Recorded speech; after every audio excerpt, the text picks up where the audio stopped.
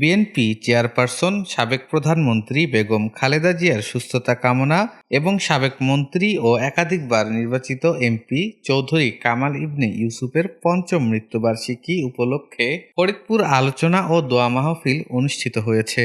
শনিবার বিকেলে শহরের রাজেন্দ্র কলেজ মাঠে চৌধুরী কামাল ইবনে ইউসুফ স্মৃতি সংসদের উদ্যোগে এর আয়োজন করা হয়।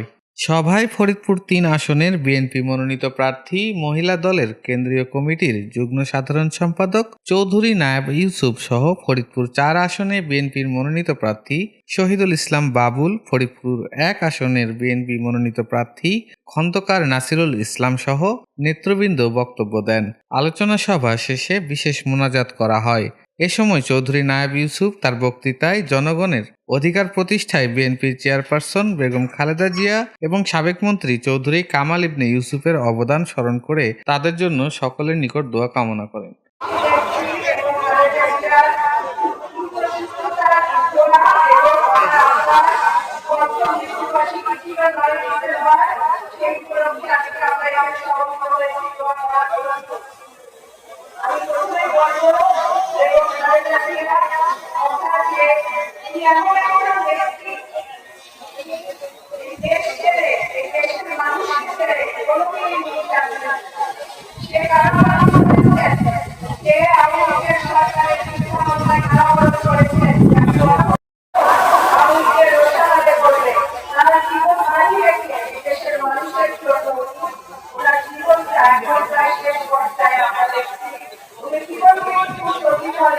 হাসপাতালে জীবন দিয়েছে সেই আছেন, আমরা সুস্থতার জন্য দোয়া করব।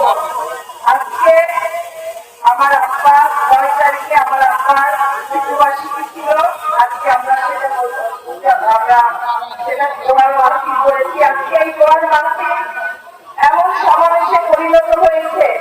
আজকে এই মাঠে ৫ বছর আগে আমার আব্বার জানাজা হয়েছিল। সেই দিনটির কথা মনে হলে আসলে ওই দিনটা ফরিদপুরবাসীর জন্য এবং আমাদের পরিবারের জন্য বলার না।